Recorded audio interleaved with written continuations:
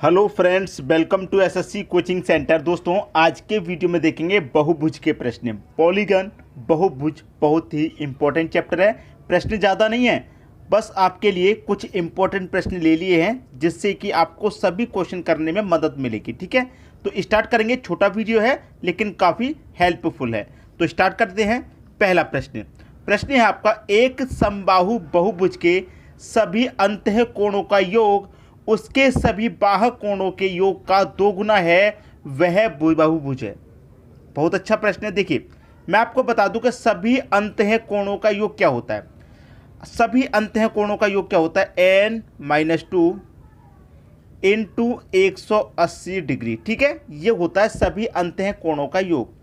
अगर यहाँ पर प्रत्येक की बात करेगा, मेरी बात को ध्यान से सुनिएगा, अगर आपसे प्रत्येक की कह दे, जैसे कि प्रत्येक समबाहु बहुभुज ऐसे कह दे, प्रत्येक बहुभुज ऐसे कह दे, अगर प्रत्येक की बात करेगा तो इसमें क्या करेंगे? n से डिवाइड करेंगे।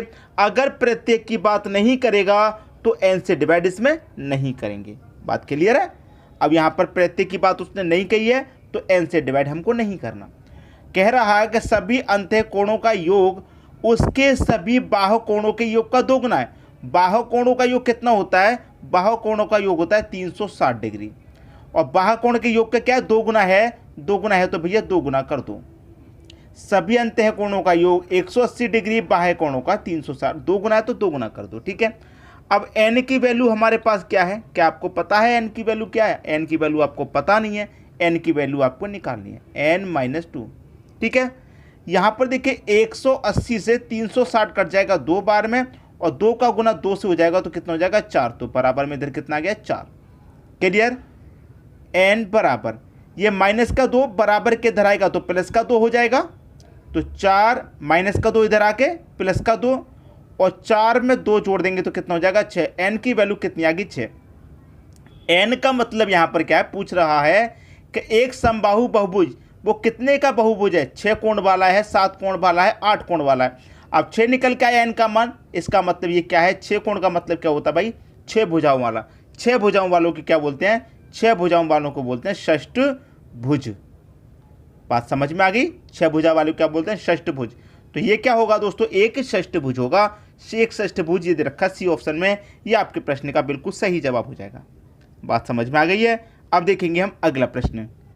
अगला प्रश्न है, यदि एक समबाहु बहुभुज का प्रत्येक अंतः कोण, यहां पर बात कर रहा है, देखिए प्रत्येक अंतः कोण की, प्रत्येक की याद रखना, प्रत्येक अंतः कोण उसके षष्ठकोण का 11 गुना है, तो बहुभुज की भुजाओं की संख्या कितनी होगी?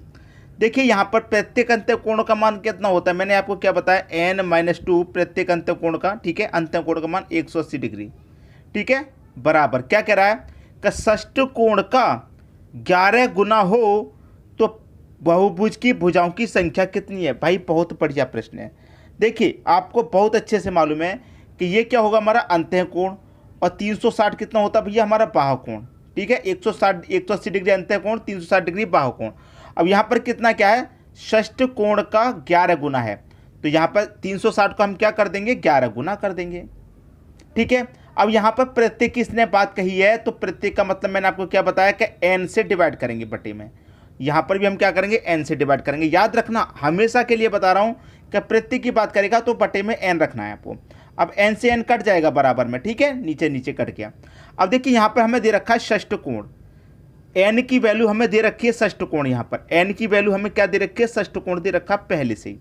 तो मैं यहाँ पर क्या करूँगा भैया? n-2 बराबर, देखिए 180 से 360 पूरा पूरा 2 बार में कट जाएगा भैया, कट गया है पूरा पूरा 2 बार में।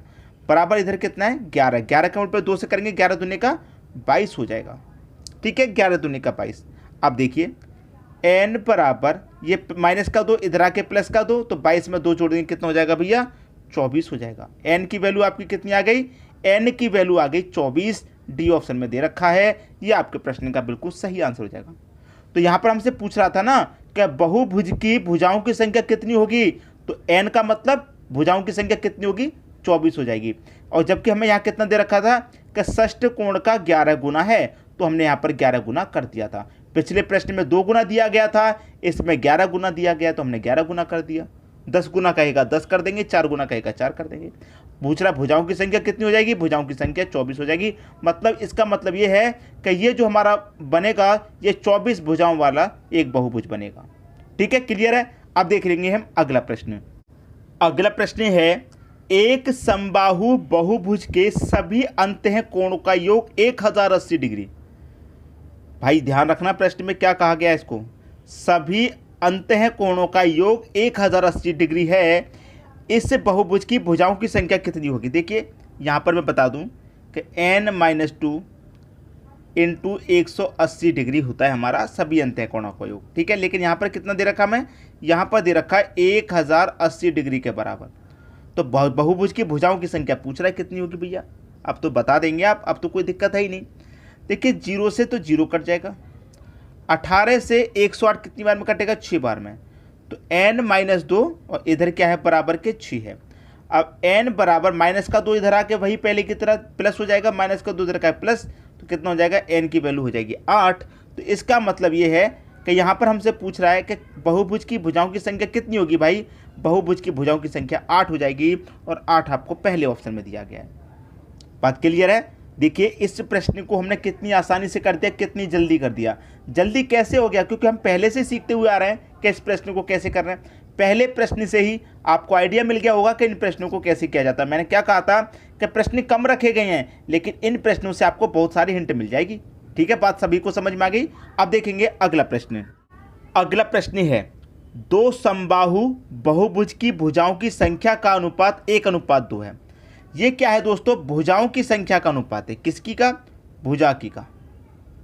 भुजा की संख्या का अनुपात है कितना, 1:2, 1:2 है। तथा अंतः कोणों की माप 2:3 है। ये है दोस्तों यहाँ पर अंत है। ठीक है, अंतः कोण की माप, अंतः कोण की माप कितनी है भैया हमारे पास, अंतः कोण की माप, अंतः कोण की माप है 2:3। अब पूछ रहा है कि अनुपात में है इन बहुभुजों की संख्या क्या है। भाई बहुभुजों की संख्या पूछ रहा है क्या होगी। ठीक है, अब देखिए ये प्रश्न आपको मैं होमवर्क के लिए देता हूँ, इतना मैंने आपको दे दिया। अब इसके आगे आपको बताना है कि इस प्रश्न का आंसर क्या आने वाला है। ठीक है दोस्तों, यहाँ के बाद में आगे करना आपको है, पहले बता दे रहा हूँ, यहाँ के बाद में आपको करना। अब इस प्रश्न में कुछ नहीं रह गया। अब इस प्रश्न में अगर मान लीजिए आपको नहीं हो पा रहा, मैंने मान लीजिए कि ये प्रश्न आपसे नहीं हो पा रहा, लेकिन अगर मैं आपको ये प्रश्न करा देता हूँ तो फिर आप इस चैप्टर को खोजने क्यों लगे। अगर मैंने ये प्रश्न यहाँ पर करा दिया तो आप इस चैप्टर को क्यों खोजेंगे, क्योंकि आपको समझ में आ गया। अब मैं इस प्रश्न को आपको नहीं कराऊंगा तो आप इस चैप्टर को खोजेंगे, सीखेंगे कि भाई इस प्रश्न का आंसर क्या होगा।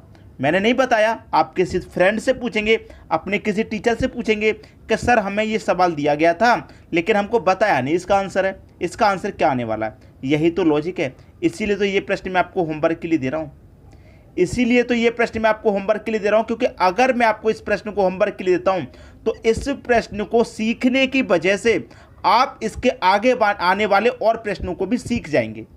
और जिन्होंने छोड़ दिया, कोशिश नहीं की सीखने की, यहीं पर छोड़ दिया, किसी से नहीं पूछा और ना ही चैप्टर खोल के देखा ये, तो वो यहीं के यहीं रह जाएंगे। लेकिन आगे जो सीखने की कोशिश करेंगे उनको इस प्रश्न की वजह से बहुत सारे प्रश्न सीखने को मिल जाएंगे। इसलिए मैं चाहता हूं कि इस प्रश्न की वजह से आप चैप्टर को खोलें और पूछें अपने टीचरों से कि इसका आंसर क्या आएगा। ठीक है, इससे क्या होता है कि बहुत सारे बच्चे ऐसे होते हैं कि यूट्यूब पे वीडियो देखा और तैयारी कर ली।